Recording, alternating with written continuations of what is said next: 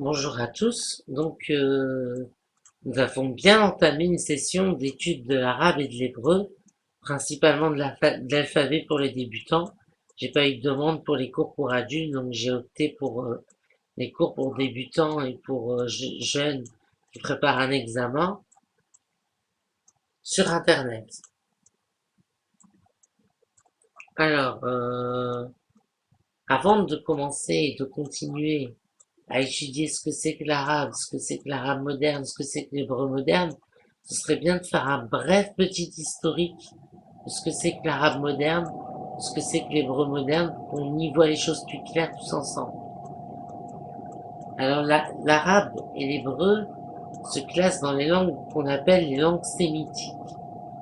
On les reconnaît euh, par rapport à l'absence de voyelles, l'importance des consonnes, ce sont souvent des, des racines très consonantiques. L'arabe et l'hébreu s'écrivent de droite à gauche et ils contiennent tous les deux des sons gutturaux et laryngaux, ce qui est typique de langue sémitique. Alors, on va commencer par l'hébreu. L'hébreu restait langue morte pendant des siècles, mais il était toujours étudié par des érudits du Moyen Âge, bien sûr, comme le latin, le grec.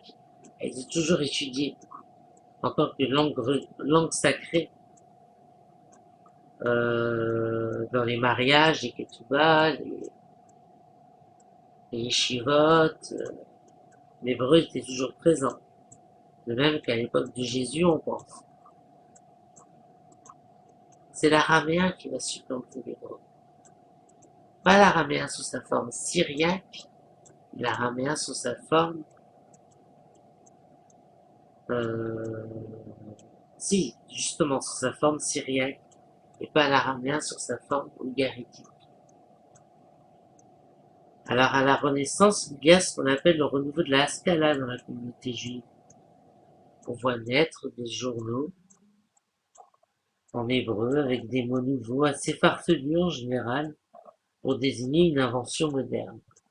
Des mots farfelus qui n'ont pas enchanté tout le monde, mais bon, on se comprenait.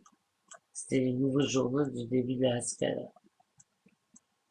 Eliezer Ben Yehuda écrit un dictionnaire en 17 tomes. La génération suivante est née avec pour seul langage que l'hébreu. C'est leur langue maternelle. Donc l'hébreu avec l'arabe sont toutes les deux les langues officielles de l'État d'Israël. Et maintenant, justement, arrivons à l'arabe. Alors l'arabe, c'est une langue du désert, ce qui lui vaut d'être assez souple.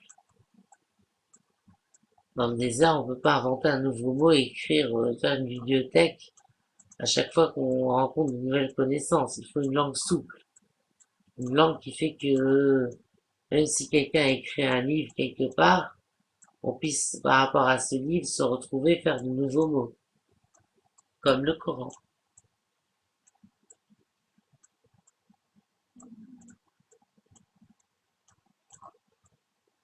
Donc c'est une langue qui se porte assez bien.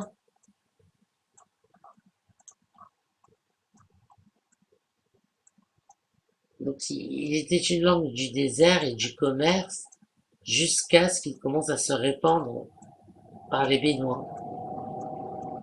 À ce moment-là, les Arabes étant des commerçants, leur langue s'est vite répandue et a mis fin à l'araméen.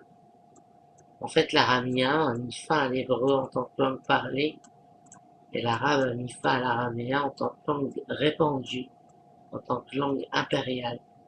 Mais en tant que langue parlée, elle est toujours vivante. Voilà, pour un bref aperçu de ce que c'est que les langues sémitiques.